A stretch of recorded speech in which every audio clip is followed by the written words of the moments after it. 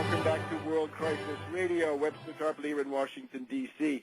Now, the Obama health bill, the thing that is being created now by this legislation is the reorganization of the U.S. healthcare system along the lines, and there is no other way to define it, of the Mussolini fascist corporate state, as started in Italy in the 1920s and then transferred into Germany in the 1930s. That is to say, a state-sponsored compulsory cartel for the purpose of driving down wages, driving down production, or in this case services and production, and propping up fictitious capital speculation and Wall Street ripoffs in the specific U.S. case.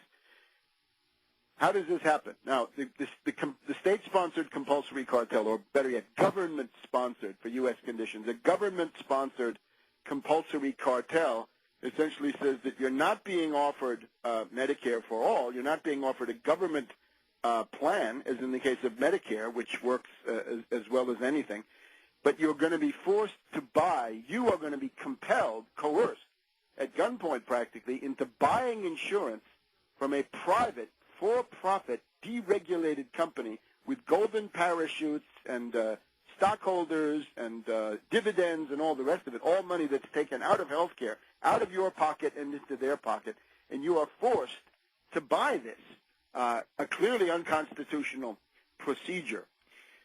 A government-sponsored compulsory cartel, if you don't meet the guidelines that they set up, you can't join the compulsory cartel. In other words, they will pick who is eligible for participation in the government-sponsored compulsory cartel. Now, government-sponsored compulsory cartel might be fine depending on the purposes, but in this case it's clear what the purposes are. To drive down wages, the amounts paid to hospitals and to medical doctors will be driven down. The amounts paid for reimbursements for specific procedures will be driven down. So it's to drive down wages, and the level of service in general will be driven down. So it leads to a massive degradation of the existing system in terms of what it's able to produce and to provide. What is the purpose? Well, clearly, to prop up the bankrupt insurance companies. Some of the biggest participants in the Wall Street casino, biggest derivative speculators, are these insurance companies. So it is to prop up their derivatives, their speculative bets gone bad, their bankrupt transactions that you are going to be looted. So this, I think, will be reviewed by the Supreme Court. Now, over the Supreme Court, of course, we got the Rats Cabal, Roberts, Alito, Thomas, and Scalia. They should be against this, as dyed-in-the-wool reactionaries, every one. On the other hand, their dyed-in-the-wool reactionary ideology obviously is going to yield, or tend to yield, to the demands of Wall Street, which is ultimately the warm heart of every reactionary, goes out to Wall Street, because it simply has to, given the way that the political system works. There will be a chance to repeal it if it passes, or let me get it, let's not put the cart before the horse. There's still a very concrete chance that it will fail, that what Pelosi, Steny Hoyer, Clyburn, Van Hollen, and the rest of them are engaged in is a colossal bluff. If it should pass, there's about 3 or 4 years when you're paying into it before you get anything out of it. That can then be repealed, and there's always the possibility of a Supreme Court challenge. And here, the reactionaries in the states are hopefully going to do yeoman service to bring this before the Supreme Court by refusing to participate in it. And at the way that it's going, I think that's true. The idea that you can be forced to buy a product from a for-profit private company by the coercion of the federal government, I think that is unconstitutional. You could do it constitutionally in the following way. You could say everybody's income tax is raised by 7%. No matter who you are, where you are, your income tax goes up by 7 or 8% or whatever it is.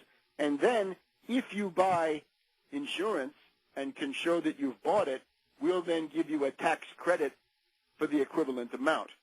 That's the kind of tax credit that you get in the education credits, if you look at those on the 1040 federal income tax return. But that would be constitutional. But to force you to go directly and buy it from a group of people that they pre-designate, That is unconstitutional. So the other thing, of course, the death boards. Yeah, well, there are death boards. There are death boards and death panels and what you call it, MedPAC on steroids. In other words, the federal deliberative bodies that will decide whether the technologies are cost effective, whether you get a mammogram, whether you get a pap smear, whether you get a prostate-specific antigen test, and so on down the line, right? Whether you get the whole array of tests that modern medicine has been able to develop. They will be into the business of denying you care because they are Malthusian bureaucrats. Look at Peter Orszag, the unspeakable enemy of all medical tests, with no medical qualifications of his own, a bean counter with his propeller beanie going around and around as he thinks about all the tests that he's going to deny you for the purposes of deficit reduction. This idea of deficit reduction is a mania of the elite, which has infected certain depraved lunatic circles of the average citizenry. But for most people, this is not the immediate main issue. It is the main issue being economic survival and health care for your kid. However, the obsession of the elitists is now trumping the rest. Now, the other thing about this, and this is very serious, we're on the verge of parliamentary suicide. We're on the verge of a thinly veiled dictatorship. One side of it is what we've seen last week. Rahm Emanuel's war against left-wing progressive anti-war Democrats, and particularly the Black Caucus. Take a look at that article by Wayne Madsen, which is posted in various places on the Internet, Rahm Emanuel's secret war against the Black Caucus. He has driven out Rangel, has deprived him of his chairmanship. John Conyers at the House Judiciary Committee will be next. Benny Thompson at House Homeland Security coming up, and maybe even Adolphus Towns at the Government Affairs Committee. We've seen the governor of New York, David Patterson, explicitly, openly attacked by the Rahm Emanuel White House, and the person being groomed is this Ravitch, a creature of Felix Rohatyn, who will bring rule by decree, an austerity dictatorship to Albany, an austerity dictatorship in which the New York State Assembly and State Senate will count for nothing, and austerity decrees will be issued in the interest of Wall Street bankers by austerity bureaucrats, little Brunings, as I call them, and we'll get to Bruning maybe in the second part of today's broadcast. So this is one side. The reign of terror, the threatening of Massa, the obvious threatening of Kucinich, who has now caved in, right? The arm-twisting, death threats, and God knows what, coming from Rahm Emanuel behind the scenes, that's going on. So what kind of a reign? What is the historical precedent for this stuff? Well, I can give you one.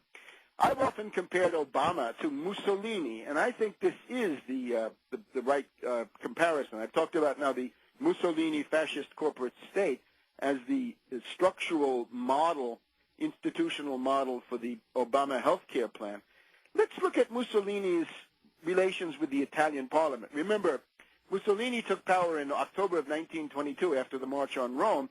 He was not the total dictator that Hitler was, for example, right at the beginning. Mussolini had to consolidate himself over a period of years as the total dictator because there was still the king, there was still the parliament, there was still some kind of a constitution working. So Mussolini had to impose all of that.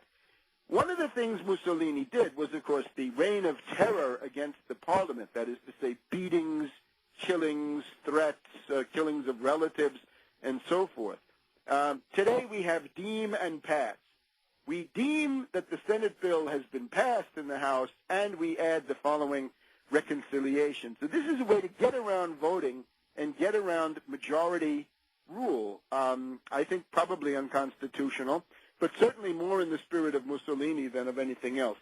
What Mussolini did was he found that he did not have a sufficient majority in the Italian parliament by 1923, a year after he had taken over, to get what he wanted done.